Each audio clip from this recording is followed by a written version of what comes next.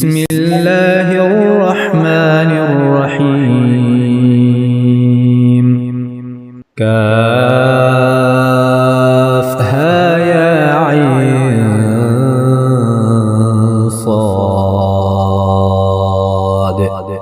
ذكر رحمة ربك عبده زكريا إذ نادى ربه نداء خفيا قال رب إني وهن العظم مني واشتعل الرأس شيبا ولم أكن بدعائك رب شقيا وإني خفت الموالي من ورائي وكانت امرأتي عاقرا فهب لي من لدنك وليا يرثني ويرث من آل يعقوب واجعله رب رضيا.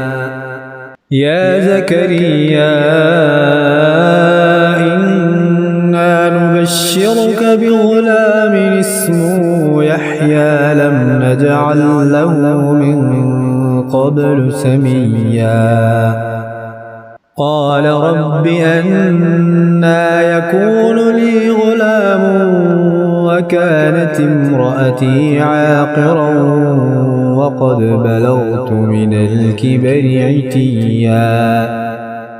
قال كذلك قال ربك هو علي هين وقد خلقتك من قبل ولم تك شيئا. قال رب اجعل لي آية. قال آيتك ألا تكلم الناس 3 ليال سويا.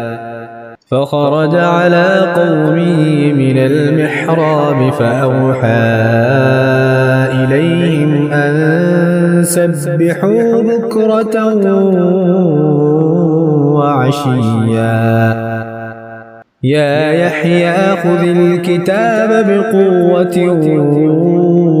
وآتيناه الحكم صبيا وحنانا من لدنا وزكاة وكان تقيا وبرا بوالديه ولم يكن جبارا عصيا.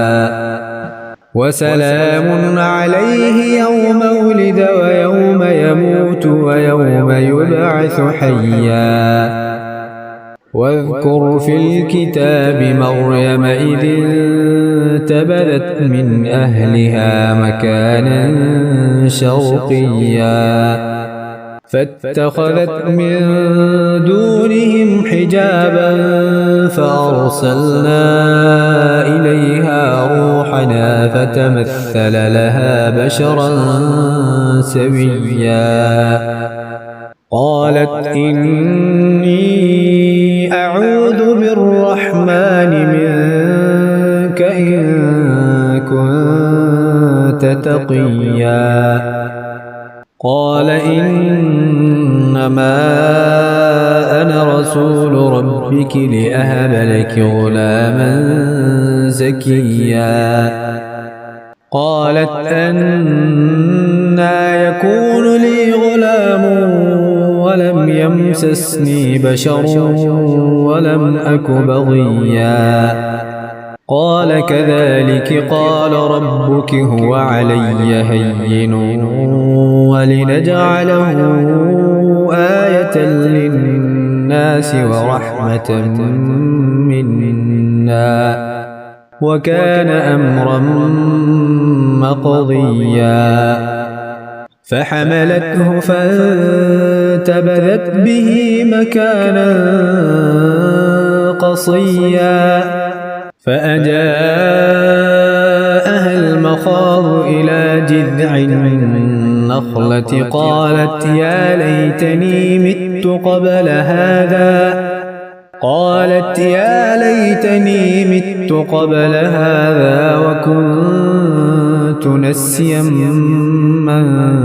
منسيا فناداها من تحتها ألا تحزني قد جعل ربك تحتك سريا وهزي إليك بجذع النخلة تساقط عليك رطبا جنيا فكلي واشربي وقري عينا فإما ترين من البشر أحدا فقولي إني نذرت للرحمن صوما فلن أكلم اليوم إنسيا فأتت به قومها تحمله قالوا يا مريم لقد جئت شيئا